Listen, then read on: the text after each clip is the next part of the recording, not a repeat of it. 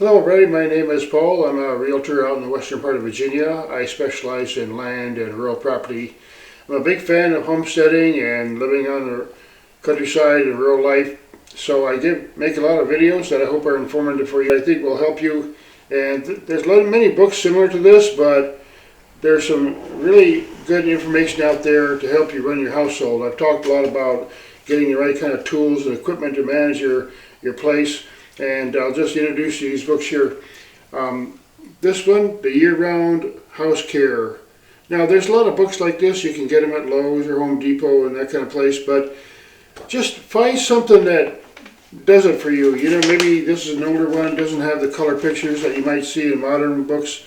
But it'll tell you so much about how your house operates. Little tiny things that might need attention as you own your property. And you can save yourself a whole lot of time and aggravation by knowing some of those things. Another book here, Shelves by Stanley. Now, I found in moving and traveling a lot that, and being a realtor, that shelves are so important because especially some of the older homes, they didn't really have very good storage. And if you can build yourself some shelves, some bookshelves, maybe some artistic type of things, you can save yourself a lot of money and you get better quality. Because if you go to get that IKEA brand kind of junky stuff that you can find anywhere, that's going to be costly, and then for the same amount of money you can make yourself something much more effective and even more beautiful. So I suggest you get some kind of book about shelves and learn how different kinds of shelves are made and put together. And a lot of the stuff you can do. People have tools in their garage or whatever. You can get tools really easily at flea markets and figure out how to put things together with, you know, there's nails and different kinds of screws and different kinds of brackets and hardware and so on. So this very useful book. Again, there's lots of other books similar to this, but this one here is by Stanley. Now, a lot of people get into woodworking when they are kind of handy and work around the household. If you're learning how to fix up your house and do things, you probably know a little bit about woodworking. So I got this book here. It's written by this fellow here, Roger Chill, and Woodworker's Handbook. And it has all kinds of really interesting information. Now, this is a little bit of an older book, and the pictures are not in color. But again, you can get these kind of books really cheap at Goodwill, whatever. You don't have to pay $30 for the book, but it'll save you tons of money. If you pay like $3 for a book like this, or $5 even, it'll save you like countless dollars. Don't worry about it. Just pay the money. Again, another quick book here, Power Tool Woodworking for Everyone. This is made by a company that made a particular type of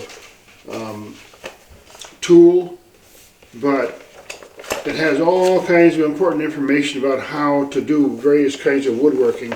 And maybe you don't need all of it. You won't need every single thing in this book, but sooner or later, if you just figure out how to fix a chair or make yourself a table, it'll save you a ton of money. Again, here's another really good book called Build a Bit Better Yourself. Now, this is a little bit more complicated for people who don't want to really get into it, but this older book, again, you can get them super cheap, and it has so much detail about every different aspect of owning a house and building a house and repairing a house. And including, see here, cold framing, how to make an entire garden outside, and you know, concrete posts and concrete projects, and there's so much stuff that you can learn. And maybe you don't need all of it again, but that one day that you learn how to fix your front steps or something like that, it'll save you a bucket of money. One more book here, quickly. We all need a shed. Don't you know, if you got a homestead or a property and you're doing things there, you got to have a shed. So this is a really beautiful book, more modern book, and has some really interesting designs, tree houses and things like that. And again, a shed is so practical. And again, as a homeowner, not only does it have utility value for it, but when you sell your property someday, perhaps, or have it appraised, if there's a nice looking shed there that has tools and is set up nicely and people can work, that's a very desirable thing to have. And most people, they might have a tin shed out back and they throw all the mower and all the shovels and stuff in there and they just close it and that's it. But if you really want to maintain your property and do a great job and have the right kind of equipment, get some great ideas from books like this. Build something unique to yourself, your own use. There's some fantastic different kinds of projects that you can get into with beauty and artistic designs and so on, using an old trailer for him. So like this is, here we have like an old Airstream, and they're using it like a shed. So again, shed working. This book is called Shed Working, The Alternative Workplace Revolution by Alex Johnson, a relatively modern book. Got a really great book here. Sorry to reach down. This book here, Back to Basics. I found this book recently for basically at a yard sale for nothing. It's a 1981 copyright. And boy, does it go into all kinds of detail about all kinds of stuff, the land use, how to lay of the land, all kinds of old skills like canning and making charcoal, and just so much stuff. And again, I got this book for like, at a yard sale for like next to nothing. Literally, probably like a quarter or $1 at the most.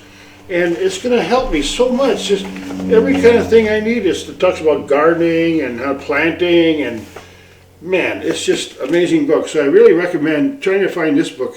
They probably printed a bunch of them, Reader's Digest. Look for it on Amazon or something like that. And they probably made different editions for each year. So you can find one of these or something similar. It'll just be a great book to have around your property. Another quick book here.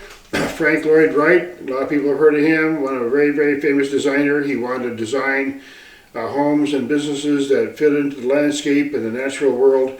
And that's at the heart of homesteading nowadays. People want to make something that looks beautiful and attractive and has high value as far as the real estate appraisals and so on. But look to some of these famous architects that, like Frank Lloyd Wright, who you can find many different articles about him online and so on. Beautiful, beautiful book, and there's some great pictures in here.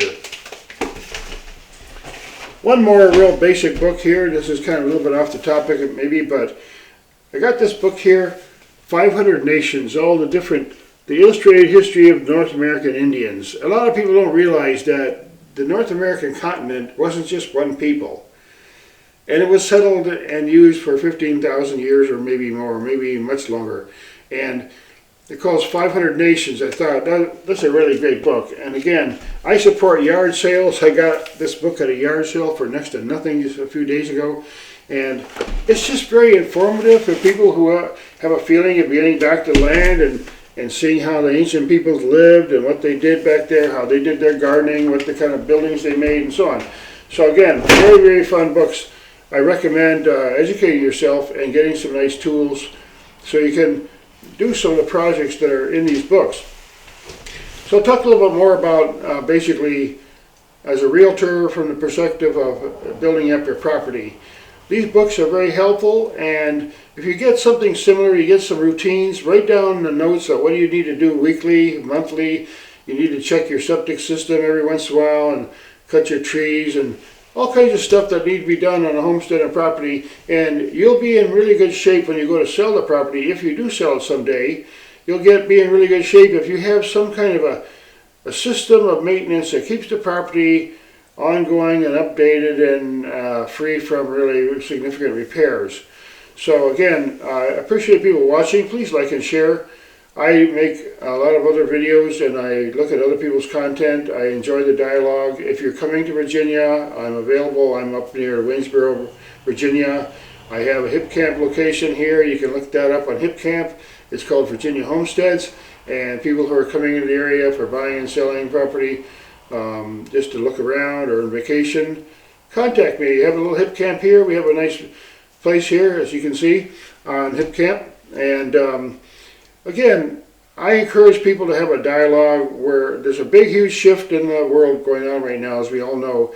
And I am a person who was born in a rural area. Actually, I was born in India in the mountains, but I've lived in rural areas in Pennsylvania and upstate New York and parts of Ohio and Florida and Virginia. So I am very familiar with living a rural life, and I chose that life for a very good reason, because it's a lot more less expensive. It's more of a traditional lifestyle where you tend to support some of your own needs. You don't have to be totally self-sufficient off the grid, everything you do yourself, because that's a really big task. Even some of the old farmers had difficulty with it in the old days, in the 30s. But you can be a lot more self-sufficient and understand your property and make it all into something beautiful instead of just going and plopping your furniture in the living room or whatever. And people, I've seen so many homes and people, they just kind of move in and they don't really do anything with the property, and they just kind of stuff everything in the garage and then they move on with the next corporate job. But if people who are listening to this have a heartfelt need to be on the land and raise a family and bring up children in a beautiful environment, that's what I'm all about, my channel here. I try to encourage people to learn how to be self-sufficient to some degree. Part of it is just knowledge of what you need to know to run a household and save yourself a lot of money. And I try to give people tips about possibly saving money on different things, and even a few hints on what might be a good way to make a little extra money on your homestead. But please like and share, and I hope to hear some of the feedback. And again, thanks again for listening.